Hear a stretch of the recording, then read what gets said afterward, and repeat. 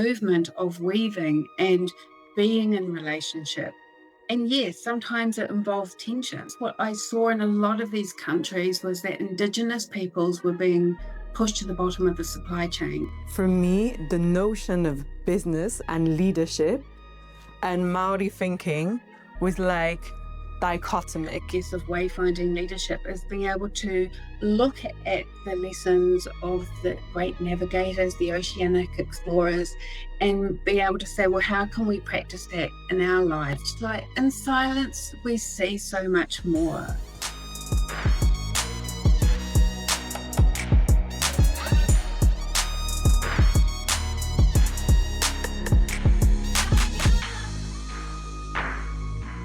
Chellie Spiller is a renowned academic, writer, and Maori leader whose work bridges business and indigenous wisdom.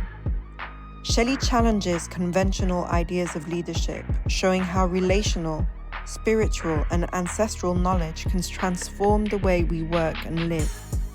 Her journey is about weaving worlds, bridging together academia, indigenous practice, and a deep commitment to values like generosity, respect, and balance.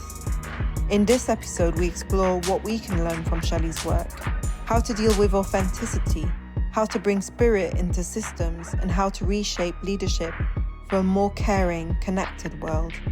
Get ready to meet not just an academic, but a guide who reminds us that leadership isn't just about power, it's about purpose. So Chellie, welcome. It's a pleasure to have you with us today. Kia ora, Amani, and hello, everyone.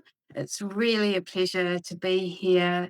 And yes, I would love to start with a Māori greeting to just ground us in our place, wherever you are in the world, connecting to this conversation, to welcome you into this space. So I'll say it first in Te Reo Māori, and then I'll say it in English so you can understand what it is I said. A te korowai o te kaihanga, a te korowai o te rangi Māori e, kua horaina mai I runga I a tātou. Haere mai, haere mai, haere mai. E ngā mana, e ngā reo, e ngā hau e whā, tēnā koutou ki te kaupapa o te rā nei. So in English, that means the cloak of the Creator, the cloak of peace that has been spread upon us. Give you welcome, welcome, welcome. I welcome all your ancestors, all the languages that you speak, to the peoples of the four winds who are gathered here today. I give you greetings for the reason we have gathered. Oh, thank you so much. I think this is a very good and grounding beginning, definitely. Before we go into your work and what you've done, I'm wondering, what do I have to understand about your growing up and your background to understand, I guess, the adult and the academic that you are today? Well, it's definitely been a zigzag journey, that's for sure. So absolutely, what a lovely question. Thank you, Amani. So on my mother's side, my mother Monica is Māori, and she is a community worker who dedicated her life to helping Māori navigate the challenges, especially of addiction, trauma. And from her, I learned a lot about service and what we call in Māori manaakitanga. It's really about uplifting others and helping them feel better for having met us, I guess, in the spirit of generosity and reciprocity. My dad, Tony, was an Anglican minister, and he was quite a radical thinker, Dad. He had this love of the cosmos. And I remember as a child skipping alongside him, listening to him talk about black holes and stars and galaxies. So he very much seeded in me a sense of awe and wonder for the world, for the planet, for the interconnectedness of all things. But it also meant between these two worlds, between sort of my colonial father's background, what we call in New Zealand the Pākehā European background, and my mother's Māori background, it really did shape me in the sense of I had to navigate those worldviews. Often they collided. They didn't sit always easily alongside each other. But I guess for me, speaking with you now, Amani, I can appreciate that intermingling of knowledges, to appreciate the points of mutuality, but also really respect the differences. Mhm. How did your parents actually meet and connect, coming from such different backgrounds? Well, my dad, uh, well, I guess, he was a wayfinder. He took a journey from England. He was actually raised on tea plantations in what was then called Ceylon and is now called Sri Lanka. And he had a very privileged upbringing. He was an only child. His father was a tea plantation manager. So you could really say he was the child of the British Raj. And he was very unsettled, and he describes his upbringing as quite a lonely one, an isolated one. And he eventually made his way to Aotearoa, New Zealand on a boat. And then he was introduced to my mother by a man called Maori Marsden, who was what we call a tohunga. So he was very learned, especially in the sacred arts, and he was also a reverend and a philosopher. So a wonderful person who wrote a book called The Woven Universe. And it was Maori Marsden who introduced my dad to my mum. And that's how they got together. And mum says that she fell in love with dad's British accent. And dad says mum was the most exotic person he had ever seen, and he fell in love with her. So it was a very special encounter. Nice. Did you realize growing up those differences, or is it something that you reflect on more as an adult? Did you realize? I mean, as you said, coming from on one side almost this colonial history also, and on the other side this indigenous history. Was it something that struck you when you were growing up, or is it something that you really reflected on as an adult? Oh, I think it really struck me growing up. It was very, I recall being a child, and, we would be going with mum or my grandmother, and my grandmother, Wiki Atkinson, was very much a spiritual anchor for our family. And she was Māori. She surrounded me with Māori elders, storytellers, people so deeply steeped in spirit. And those people provided the transmissions that were the foundation of my childhood. So I had a felt experience of being immersed in wisdom and going to visit Māori community gatherings and buildings where we would have collective um, community events, what we call marae over here. I guess they're sort of like meeting houses. And then there was the church and this very European way of being and learning those customs and those spaces, and my education as well. So I think I was very conscientized to those different spaces and observing how to what was appropriate in each space. Look, sometimes, Amali, I think I just felt uncertain. It's like felt stuck in the middle, not quite Mhm. sure where I belonged.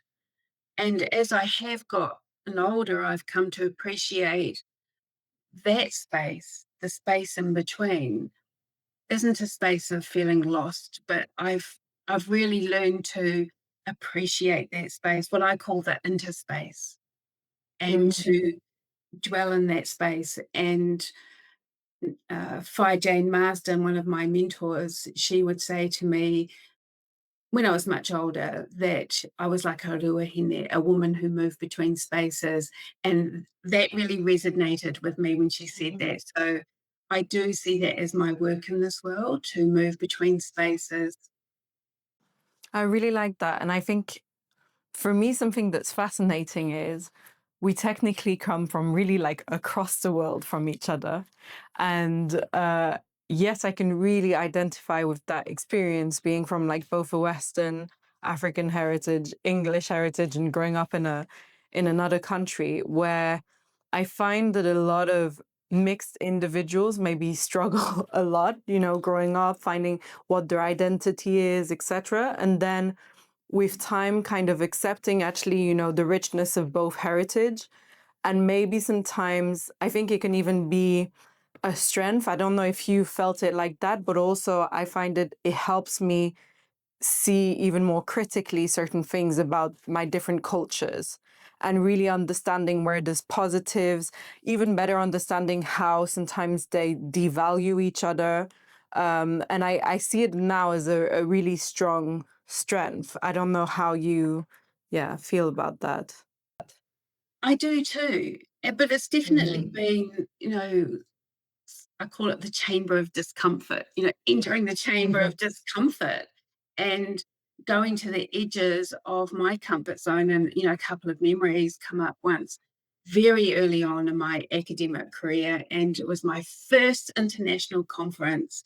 And I'd written a paper on relational well-being and wealth, which very much was centered on the Māori ethic of kaitiakitanga or stewardship. So off I went to the USA to give my first ever international presentation. And I walked into this space and these people were looking forward, they were welcoming me. But then someone, it wasn't very long before someone said to me, "Oh, you just don't look like a Māori, like you're very white." And I remember feeling, I think I felt a little bit upset that I had disappointed them so much. And, I was tempted to kind of decorate myself somehow to show up. But I guess coming back to those elders and those mentors around me, they instilled in me this very deep appreciation of spirit of wairua and to always connect to that place within me, to the ground, to my center. And whilst it hasn't been easy, and that's a theme that's come up quite a lot for me in my life, I do have a much more deeper appreciation of my contribution to the whole. Yeah, and who I am and my own sense of belonging. And I'm so grateful to the people that have appeared in my life. Yeah. Yeah, and I think it's interesting, right, with culture and origin, we do something that we wouldn't maybe do with like knowledge, for example, right? You can do a master's in economics and a master's in philosophy, and they're not going to say, oh, you know, you're just half economics and half philosophy. But with culture, it's like you cannot never be like, you know, both Maori and both English. In terms of culture, it's like you have to be half and half, and I find that always interesting because now I always say I don't even like the term mixed because I'm actually I'm that and that, so it's something a bit fuller as a feeling. But you said you were really like supported and grounded and guided by elders. I know that elders, storytellers, ancestors play a huge role, right, in Maori culture. Um, who are your elders or your storytellers that have really marked you growing up? Yes, well, definitely my mum and my grandmother. When I lived overseas for quite a long time in Australia for 15 odd years, and then I came back to Aotearoa, New Zealand, and she was very intentional about taking me back to our tribal homelands and transmitting to me and taking me to the sacred sites and supporting me. So I, really give thanks to my grandmother for that. And also, of course, she's the living transmission of her mother and her mother, and all these ancestral lines that go back. And then we're participating not just as a person in the now moment, but a person in the perpetual present. We're a movement through time, and we're connected to the past and to the future through this way of seeing things through what we call whakapapa or our genealogies. And so people like, really the people my parents connected with that brought into the household, such as Māori Marsden. But actually, Māori Marsden's wife, Fire Jane Marsden, was a particularly special person for me. Fire Jane gathered up so many people, such as myself. Actually, I thought I was very special to her. And then when she passed away and I went to her funeral, there were just hundreds like me who she had personally touched. And she had such a gift for connecting with others. I would say she was a prayer warrior. I remember once going with her to this very sacred place in New Zealand called the Hokianga Harbour. It's absolutely stunning and very spiritual. And we were standing at the end of a jetty, and we were standing there in quiet for a very long time. And Auntie Jane, or Fire Jane, we called her, she had bowed her head in silence, and we were standing there, and she was listening and tuning in. And then she just turned around and looked at me and said, "The whales are crying." And just those profound moments with people like Fire Jane. And then, she really believed that Aotearoa New Zealand was a beacon of light. We could be a beacon of light for the world. We are the first to see the light. So she had this deep belief in our contribution to the world as well. And I remember her ringing me once, and she'd had a dream about this vanguard of people, and a spark flew up from that vanguard of people and ignited this whole movement. And so those are the things. It's been decades now, but those memories that some of those mentors and storytellers and teachers have passed on to me still feel like living knowledge inside me. Mhm. No, I love this. And so I'm guessing one of my questions was going to be actually, at what point did you think it was important to bring in Maori knowledge in like your academic work? But I'm guessing it's always been part of it. But it'd be interesting to know a bit about that journey. Thank you. That's a good question. When I was 17, I went on an American field scholarship to Thailand. It was just shy of 17. I spent a year living in a Thai village, and it just exposed me to a whole different way of being from my very provincial upbringing in the rural New Zealand and in churches. And here I was living next to a Buddhist temple and participating in their life and learning their language and their customs. And that took me on a lot of adventures after then. So I love traveling. So I traveled the world for many years with my work quite often on my holidays. So my pathway into academia has been very, very much a zigzag approach. Mhm. When I lived in Australia, then I came back here and I decided to do a Master's of International Relations. And the reason I decided to do that, because for most of that time in Australia, I'd been working in the tourism industry. And I had a fabulous time. I was going to all these different countries, particularly in Southeast Asia, China, even North Korea. And I guess what I saw in a lot of these countries was that indigenous peoples were being pushed to the bottom of the supply chain. They were being really marginalized. And I couldn't ignore it. Just came a point where I realized I couldn't participate any longer in that system.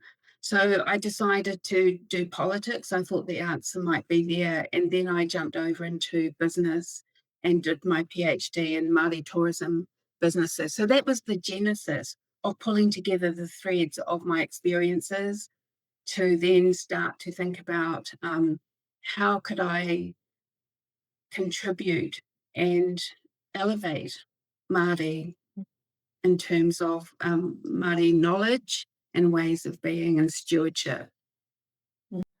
And how was it trying to integrate it? Because I found, so I can even remember being back at university, and so I studied both philosophy and politics, and I wanted to integrate just quite a bit of philosophy into my politics thesis. And I found even that complicated because the codes, the language, what was considered the construction of knowledge, etc., was very different. So I can't even imagine how was it really trying to bring into the kind of very hard structure of academia, Maori thinking. It's been, I think, to be honest, I've been very fortunate because when I started out in my doctorate studies, we had people like Linda Tauhiwai Smith with decolonizing methodologies, Graham Smith with conscientization and praxis. So we had a whole movement over here who had already set the scene for what we call kaupapa Māori methodologies or indigenous standpoint theory. And it was critical reflexivity, critical theories and methodologies, which over the years has flourished and it's grown, and very much now for those doing their doctoral studies, we're all building on the legacy of those pioneers of our field. So I was very fortunate, and there was a space for us to meet. We were Māori and Indigenous scholars had places where we could meet and explore what was coming up for us. It was very difficult when I started in terms of business because at that time very few Māori had done their PhDs in business. So it was quite challenging because of the I guess the mindsets that we were dealing with. People didn't even believe there was such a thing as a Māori business. So a lot of things that we take for granted today were kind of new at the time. And that part was a little bit hard to frame things in a way that kind of could be heard by others. I had to shape the words to fit the ear holes that were listening almost. Now I would write a really different PhD. So my writing has continued to evolve and become more full. And I would probably look back and I can appreciate the time in which I was writing and studying and researching. And I still return to that, but I also can see there's been a deepening and an unfolding as well. Actually, it's really funny. So when I first heard about your work, for me, the notion of business and leadership and Maori thinking was like dichotomic because I really for me, the notion I associate straight away already the word business for me is very associated, to cutthroat thinking, to competition, to also almost a form of oppression sometimes, systemic oppression. So I'm very curious of why picking business, why picking leadership, and what would be your definition then of it as well? Well, I guess it is interesting why. Oftentimes I feel like a sphere and a square space, where the square intelligence is very much facts, figures, statistics, cells in a spreadsheet, whereas the sphere intelligence that I like to bring is, really appreciating all of our intelligence, our perceptiveness, our creativity, our intuition. And in fact, my very first paper that I wrote talked about flatland. I don't know if you've heard that story, Amani, but it's about a square living in a really limited dimensionality. And then one day a circle visits and tries to explain what it's like being a sphere, and the square can't even can't conceive of it. So it gets thrown out of flatland and into this multi-dimensional world. And that's, for me, the Māori world. It's a multi-dimensional world of the seen and the unseen, the known and the unknown, and spiritual and the material. That's the space where the ruahine. So I've always stayed connected to community and to my family and Māori world. So I guess being in a business school, it definitely has its challenges.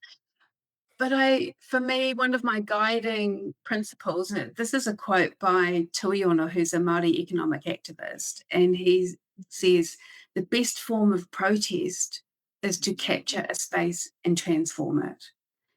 And so even though sometimes it's really hard because of working in some of these systems that we find ourselves, if we abdicate these spaces, who will be there? Who will be there for our Māori, our Pacific, our Indigenous students, all those people who think like spheres, and to Mhm. really, hold a space for them. So I choose to stay there, even though it is difficult. I work with a lot of organizations, and Mm. I guess there's a lot of hurt, and it's almost like rehabilitation work sometimes to help Mhm. people heal and to connect and to conceive of other ways of doing things and find that wellspring to connect to nourish them in some of these systems that, as you said, can be really oppressive. Mm. You talk about wayfinding in leadership. Could you explain what does that mean? What does the concept entail? Right. Thank you. Well, wayfinding is a very it's it the wayfinding leadership that I've been working on with for the last 10 or so years is a form of leadership that emerges from deep within the DNA of the Pacific, and it rests on oceanic navigation. So the art of wayfinding, and there are cultural pockets all around the world that still practice this ancient form of deep intimacy with place by paying attention to the signs in the world, of being able to find our place in relation to markers in the world. So the Inuit who read the snow, the people of the world's rainforests, the Bedouin nomads who traverse the sand dunes, and for me, drawing upon Māori, history and tradition of oceanic navigators, where they were wayfinders who found their way across something like 25 million square kilometres of ocean.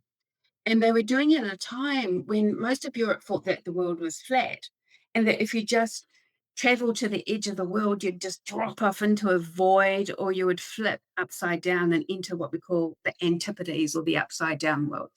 So it's an incredible feat of exploration without using any compasses, sextants, or maps. So the ancestors developed this way of exploring and navigating by paying careful attention to the signs in the world. So the star path, the other luminaries such as the sun, the moon, being able to read the frequencies of the ocean and tuning into those frequencies, the flight path of birds, cloud law.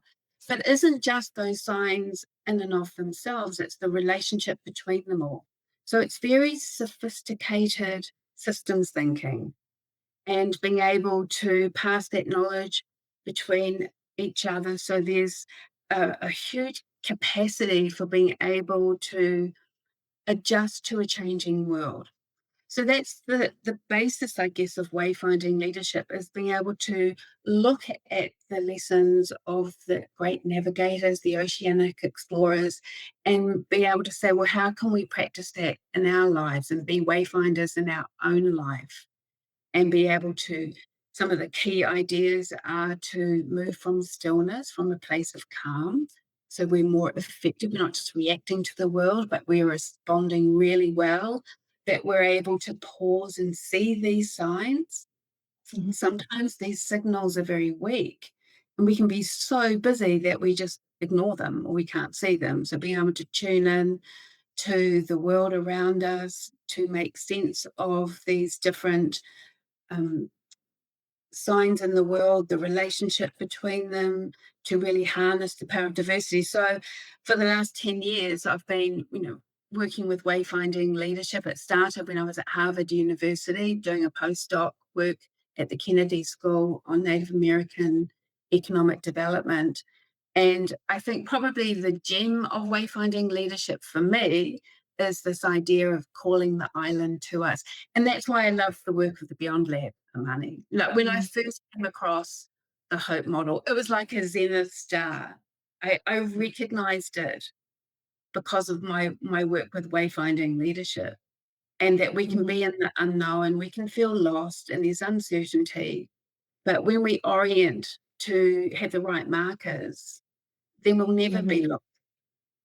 And mhm, if we are able to imagine that future that we want to call to us in the present, then what is it that we need to align to orient to in order for that future to start to reveal itself in our present? It's not like somewhere going to get to someday, but in this moment. and I think something that really spoke to me is this notion or ability to, like, hear, feel, and, like, listen to complexity. Um, and I wonder because it takes a certain form, as you say, of calmness, but almost slowness, right? In a very fast-paced reality and society that is constantly pushing us to, go as fast as we can, produce as much as we can, etc. Um, what would you say to people listening to us that how can they still, resist that, still remain slow? Is it possible, like, for anyone to just still um, sit in calmness and listen, even with the current conditions? Yeah, there's this piece in the video in the TED Talk where Mhm, hautū, he's at the front of the waka, well, the double-hulled sailing catamaran, and he's in the middle of this mighty storm, and there's waves breaking all around the waka, and he goes to the front and he just enters this space where he reflects on all that he knows, all that he's been taught, the transmissions he receives, and he decides to pull down the sails of the waka and ride out the storm. Whereas the others in that fleet chose to push on through the storm. And as he says, that they arrived at their destination more or less at the same time as the others, but without any damage to the crew. And the Waka was in a good shape. So sometimes I think when we give ourselves that opportunity to pause, and mhm, even in the midst of our storms and our busyness and the tensions and the conflicts that we face, we can find other solutions. We're tapping into and the other kinds of intelligence, really, instead of just kind of full steam ahead on autopilot. Just push through the storm, push through this thing, get through this project. And it's deeply exhausting. So, what I find with people, and I've trained something like 20,000 people now since the book came out, is that some of the common themes are it's just really an exhausting way of seeing things. So when we set a goal and we've got our KPIs and our indicators and everybody's knocking those off to reach this place, wherever that place is, which was conceived of at a point in time, which often is completely out of sync with reality once we've marked all those things off. That kind of goal conquering, striving, rationalistic mode, following these narrow corridors of KPIs and indicators isn't necessarily very effective or smart. And that if we do take time to really tune in into what Tees, around strategy calls our dynamic capabilities and adapt to a changing world, as well as using all of our rational logic, of course. But when we're really able to build this dynamic responsiveness, then we're better able to find more effective solutions. So I work with that a lot in different workshops, and we practice it in our own lives as well. Like last year, we had a tragedy in our family. Two of my um, a niece and a nephew were killed in a car accident, and it was horrific. And I mhm, spent 5 weeks with my sister and her family, and I was walking along the beach at one point, and grief and trauma is all encompassing. And I remember thinking, just like what hautū said, it's like being in a storm and it isn't mhm, about kind of cowering away from it, but facing into this in it and being in it and finding the space and the calm and the stillness within the storm. And when I got home back to Auckland, I realized for me, I could step out of it, but for a lot of people, they can't. You know, they can't just step out of the storm. So, yeah, and Papa Mopialuk, who is Hautū's mentor, talks about don't pray for fear, whether pray for courage. And yeah, I often think about some of those words of wisdom. That it would be nice to have plain sailing, but really the reality is we need courage to face the things that we face in these times. Yeah. And I hear in what you describe courage in a form of radical acceptance yet of the storm or the grief or the pain. Is that part of the process?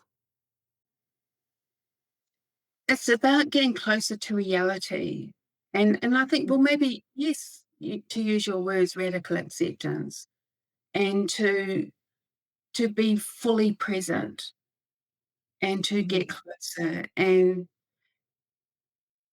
I guess that has been part of that journey, is to be really showing up, to be really present, and to a level of acceptance around the things that are happening, whether it's in organizations or in our families, and to really and truly see it. And sometimes we're operating with our defaults, our habits, our assumptions, our judgments. And so these kind of obscurations get in the way of what's actually going on. So doing the developmental work of being able to release those obscurations, those filters that can distort our view of the world, and in that sense, yeah, get closer to what's really going on in myself and others and in the context.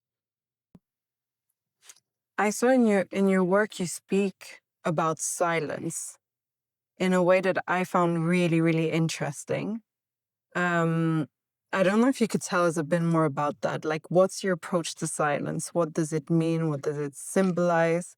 How can we use it? Yeah. Oh, it's a recurring theme in my work. I think it's very much like in silence, we see so much more. We can hear, we can observe. Some of those elders who I mentioned before, I'd be in ceremony with them, and I'll be looking at them all in what we call whaikorero, when we're sharing and talking and deliberating. And I look at them and I think, have they gone to sleep? And what I realize is they've just gone into alpha level listening. Like their heads are bowed, and they're just listening at these deeper levels. And then they just pop up and they say the most incredible things, but they don't need to speak. And some of those people that have struck me the most as people of what we call people of mana, have got this sort of inherent dignity and authority, and they're just such a striking presence in a room. Often those people are the ones who are not speaking. They're listening, and yet they've got this incredible presence about them. And they don't need to project or push themselves forward to a conversation, but they are holding the space so beautifully with their listening and their observing, and they're looking at tuning in at different levels. But when they do speak, we all want to listen. We all want to hear what they have to say. So that is very much a theme, the textures of silence, and especially in the Māori world, the Aboriginal world, and the indigenous world, being able to sit and listen and dialogue with all of our senses, as you mentioned before, and to the seen and the unseen energies of a space, what we call the life force or the modi of a space, the wairua, the spiritual, and all these different forms of energies. But there's also those other silences that I've talked about in Silence, Race and Leadership. For example, we've got an example of the corridor of silence, which is made up of fear-based silence or performative niceness, when people don't want to offend another, so they just stay silent. They don't really express their honesty. And we know when someone's being performatively nice to us. They're smiling. You wonder what on earth's going on behind the smile. And then, of course, there's those more dangerous and lethal forms of silence born of hate, fear, and loathing. And so we talk about this understanding the textures of silence and inquiring into that for ourselves. And that really, I have to say, spoke to me because, I mean, I think for two reasons. One is I worked a lot on racism, and silence is often a huge problem, right? When you're talking about racism, because um, a lot of it is reproduced by sometimes also like a collective incapacity of courage of certain people to, just sometimes dare to speak up or question, or also just even go into the discomfort, as you say, and be very um, performatively nice instead of trying to really understand the deeper roots of the issue. So silence has been sometimes a very dangerous thing for a lot of forms of inequality. Um, and for those, I think in a way, sometimes people being in a certain level of privilege and then using it basically as a tool to not have to be involved in certain topics. But then at the same time, I found it really interesting because I realized I never really thought about silence in the more positive way. Um, and and that exactly that question and that capacity of when you're silent, you're able to, on one hand, assert a presence in an other way, and also you're able to absorb a lot more. Um, and I feel, especially in the West, we're always taught that leaders, the loudest.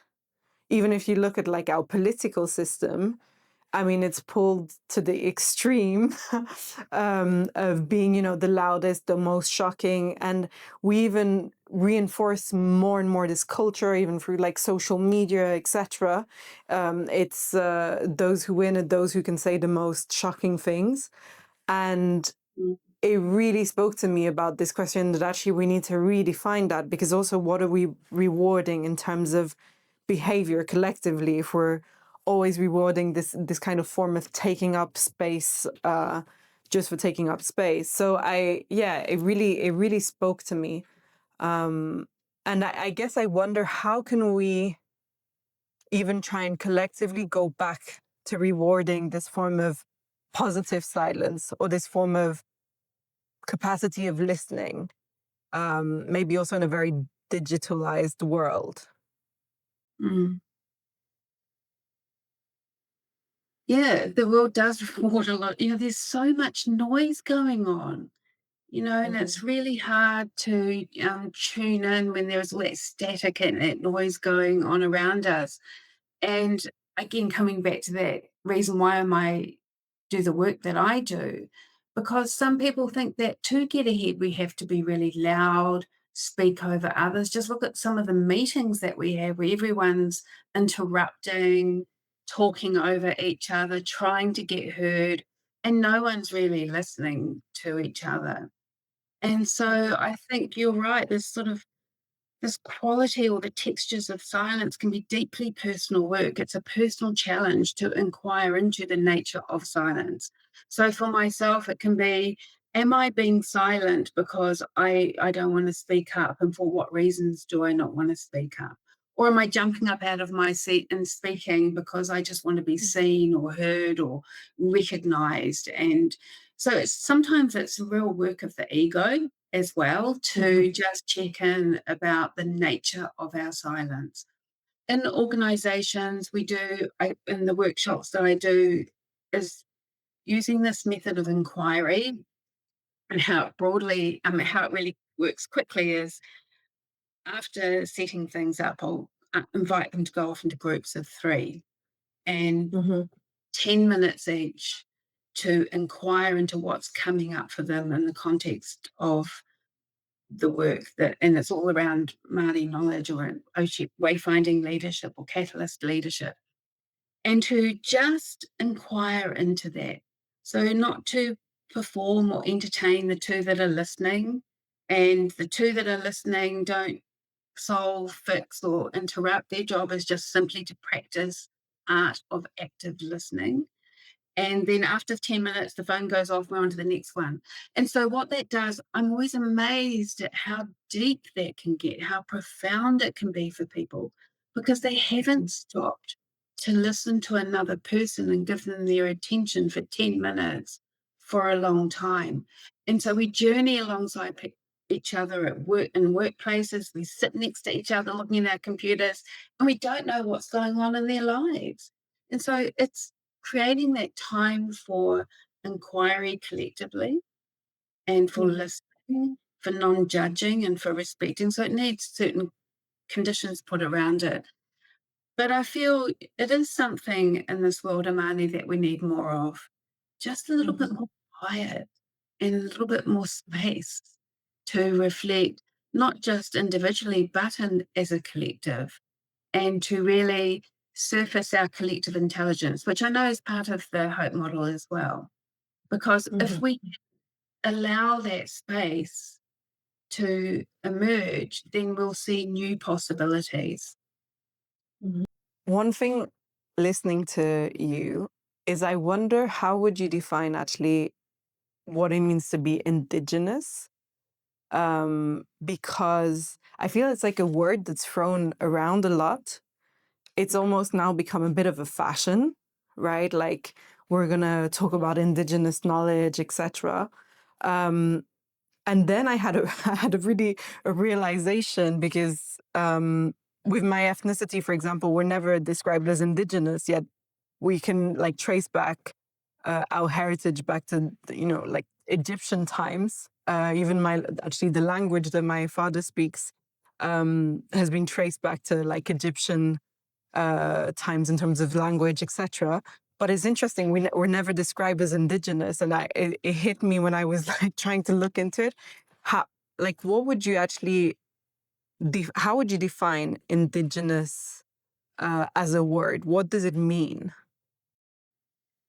It's interesting because even how would we define Māori? Because Māori is a word Mhm. that's just come into being normally, pre-colonial times. We Mhm. identified by our clan, our tribe. And so I belong to the Ngāti Kahungunu Wairua tribe.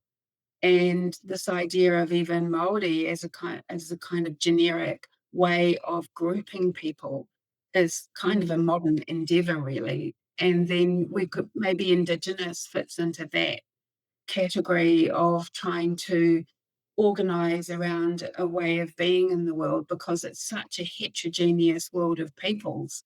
Indigenous Mhm. peoples straddle so many different cosmologies and ways of being and their language groups, even in America, or the Native American traditions, and Mhm. Australia, with all the mobs. They've evolved in deep intimacy with place. But I guess for me, some of the things that hold it together for me, not just being defined in terms of being colonized, for example, people that have been there before colonization. But for me, I prefer to look at this, it's a sense of sacred ecology and this deep intimacy with place, and this way of looking at the world that's very relational. We have a sense of kinship with all of creation, and being Mhm. able to um, be stewards of this world. So many of collectively Indigenous peoples, protect 80% of the world's biodiversity, even though Mhm. they're only 5% of the world's population. So, I don't think it's easy to reduce people down to definitions. Yeah. And maybe it's, very much a case of self-identification, when Mhm. a group of people have lived continuously in a place and have been there generation after generation through the millennia. Mhm. But it's a tricky one because, some people were forcibly removed from their place. Mhm. And, often I'm very conscious of it in my wayfinding workshops when I talk about the wayfinders, that some people were forced to be wayfinders and go to new places and taken out of their homelands. And so it's a very tender place, and it can be a very politicized space as well, as you've identified. Often in your work, you talk about healing. Um, you talk also a lot, actually, about trauma. Um, I'm wondering, what do we need to heal from collectively? Why is healing so core? And actually, why is trauma part of the story? I think I keep returning to it, Amani, because I'm entering so many different spaces where there is a lot of hurt, there's been a lot of harm caused, there's um, experiences that people have had in their lives. And for example, when I went to Oxford University a couple of years ago as a leader in residence, and I was part of a group that were coming in to do a global leadership development program for essentially change makers and activists from all over the world who are part of the Atlantic Institute, which is based at Oxford University.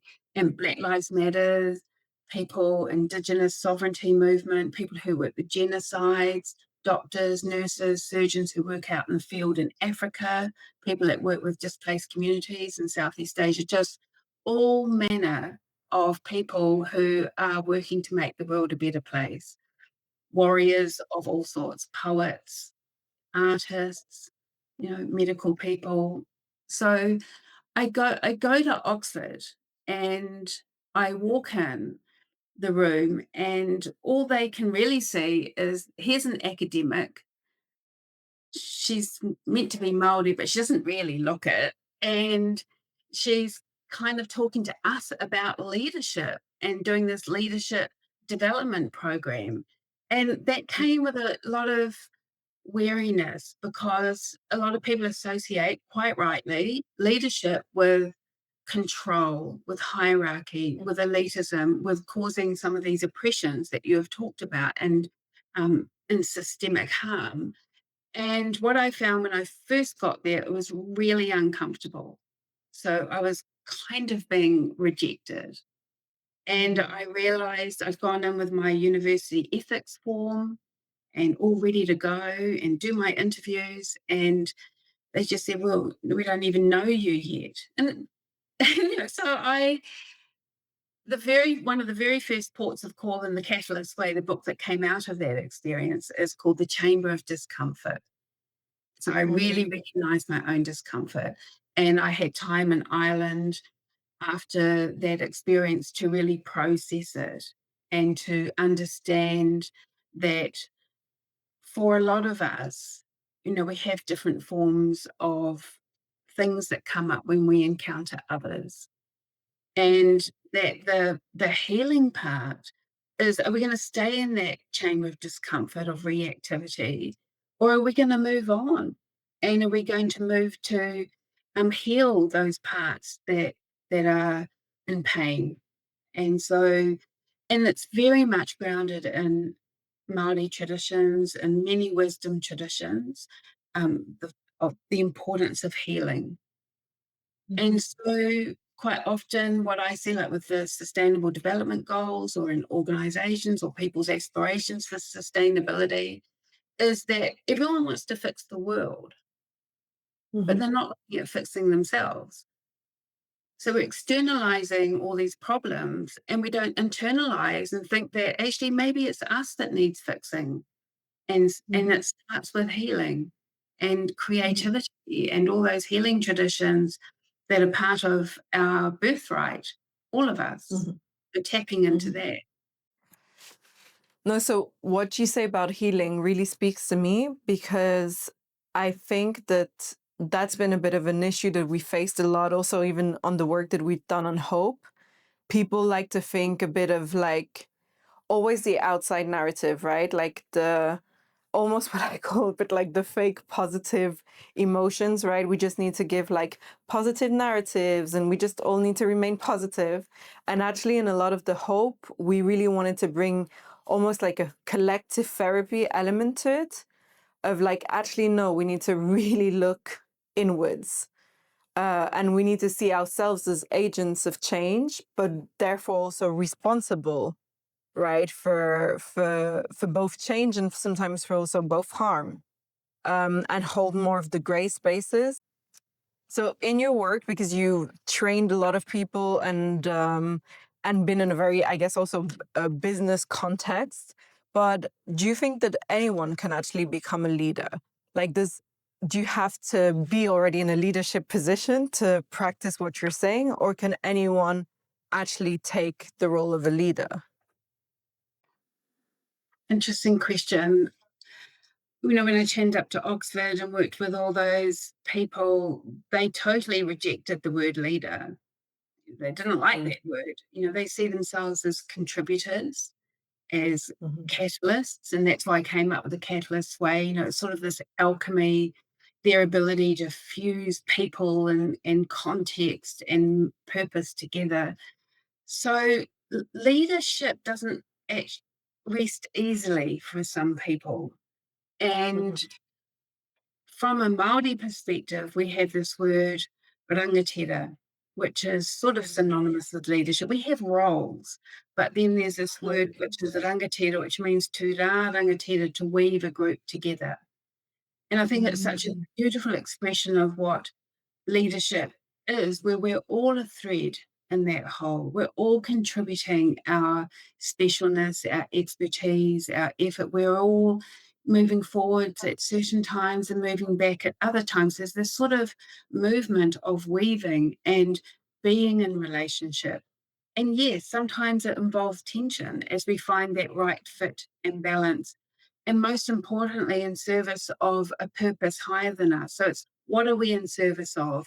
And from our perspective, we're building on the legacies that we're adding to the weaving that's gone on before us for the future generation. So we're a movement through time. So as I mentioned before, it's not just about us and being the now generation.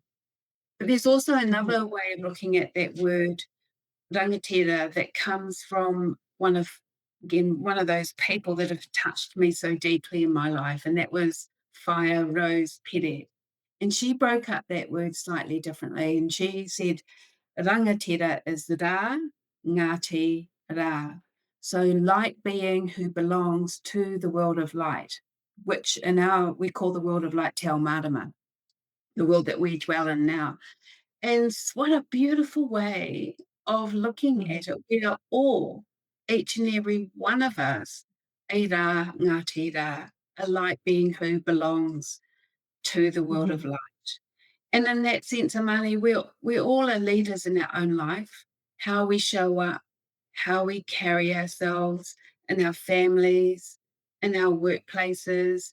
And yes, some of us hold certain titles and positions, mhm, and they are formally called leaders, but more increasingly, I like to work at the grassroots.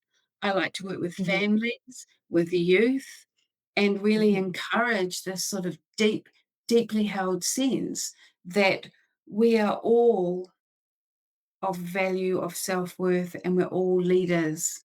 We're all leaders, and mhm, we're all part of that weaving together mhm, in relationship. mhm. I guess what I'm hearing from you is almost a confidence of stepping in that role and the responsibility it takes. I I'm gonna metaphor it with, I guess, what I know, but is also happening in my life now because I'm soon about to be a mum for the second time, and there's always these debates about, I guess, parenting now, and sometimes parents wanting to be their children's friends, and not, I guess, fully sometimes stepping into the role of leadership, but there's this fear of I guess being too oppressive in their leadership or not wanting to be too harsh with their children, etc. And I don't see it like that. I feel like maybe children need a lot of guidance because they're just stepping in the world, but you can do it with empathy. And I kind of hear that like as a metaphor in how you view leadership, of it not being about control and oppression, but just also just being very aware, I guess, of that position. what does it mean? What does it entail? Yeah. And I think that's really needed, because I do feel maybe sometimes it is dangerous when we hear people saying, "Oh no, no, I'm not a leader, or I'm not this." But sometimes it's also like a lack of consciousness of the power that they hold as well, and the responsibility that comes with it.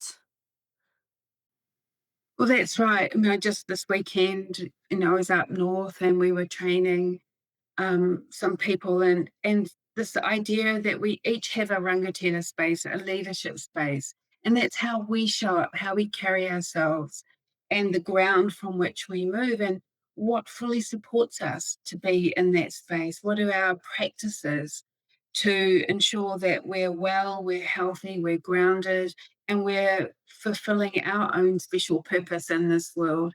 So it's not that kind of triangle where you've got some people at the top doing all the controlling and commanding, not this model anyway, not in Māori world. Yes, there are people that hold certain positions, but really we're talking about leaders who are creating the conditions by which people can shine, by which people can grow in and express themselves in, coming alongside people, not standing above them. And in the Wayfinding Leadership book, we give lots of examples from all different cultures, really, of where leaders have gone into this different way of leading, and chronicled all their experiences of how more effective that is, because people will start taking responsibility for their decisions. They won't just slipstream in behind others, or step back and withdraw and leave it up to one person or one small group of people to do it. So it's really is, in a way, it's very challenging. It's like saying, if we are willing to step into our own rangatira leadership space, then we are taking responsibility too for our own development, our own becoming, which, coming back to what you said earlier, is also about looking at our ego and our Mhm. shadow, and those parts that we may need to let go in order to become more fully, what Jung would say, individuated. Mhm. No, that really speaks to me. And I'm thinking, actually, what do you think the leaders of tomorrow will or maybe should look like? Um, yeah. Oh my gosh. I just look at some of our youth today, like, there's tomorrow right there. Uh-huh. Mhm. And I'm just so in awe of them, really, their confidence, their sense of belonging, their Mhm. strength. I just sit back and I go, what an amazing future. I'm touching the future when I touch them. And there's this young girl, I've been doing this series of uh, I don't know, interviews is such an inadequate word, but I've been working on a new book on Māori economies of wellbeing that put families at the centre. And so I've been Mhm. going around the country and sitting with Māori families. And I bought these sand play sets from America and I adapted them for Māori. Working with Māori families, had to paint all the kids' hair black, they're all blonde kids, and paint the hair black and take out the McDonald's and put in more sort of like fruit and veggies and things like that. But these children, Amani, like, they were 4-year-olds and, they're fluent Māori speakers. They speak Te Reo fluently, right? And teenagers and young adults. And I was just amazed time and time again. They were asked to put a model together what a good life looks like for them. And I'm particularly remembering now Philippa. She was a 13-year-old Māori girl, and she had a house, she had some food and drink and some resources in the middle of her mat, and then she had a headstone at the end, and she had some trees. And as the way Philippa described it, she said, yeah, there's her house, there's her food, and that headstone, as she said, that's me when I die, to show that I've passed on a good life to my family. And I think that's intergenerational leadership right there. That is the capacity of a Mhm. 13-year-old girl to look to the future, her legacy to her descendants. So, we're the ancestors of tomorrow, today, and I feel really excited. I've met you and Pankuri and Bing and all those of you working at the Beyond Lab. And yeah, I think hope is a really powerful orientation for us all. And I am in awe of our youth of today. And if that's what the future's going to look like, I think there's some good things going to happen. I do feel quite hopeful about it. Actually, on the topic of hope, what gives you hope? Gives me hope. Well, I'm thinking of Papamo Piailug.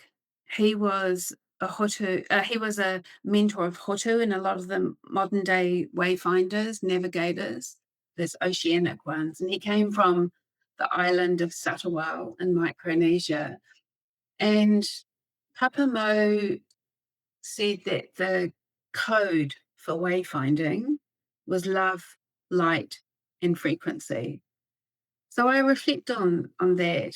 It gives me hope because if we can move with love and towards the positive, towards the light, as well as acknowledging the darkness and that part, but also tuning into the right frequencies and tuning out all that noise. I feel the work that you're doing at the Beyond Lab, that's why I gravitated to it. Recognized the wisdom in what you're doing there, connected very much with the work that I've been doing as well. And I think if we can amplify all these pockets around the world, these pockets of hope, and amplify them, then we can create more light. Oh, thank you very much. Thank you, Chellie. Honestly, it's been a pleasure. And if I have to note something that I think I appreciate the most about you or the most about your work, I feel like in a world where almost, right, we're told to think in a way that's almost cold-hearted and calculated, I think there's a level of empathy that just bursts out of you, of your work, that, really deeply touched me. And I think is just inspirational about how we should go about things and how we should go about solutions more with our heart rather than what we think is the right calculated move.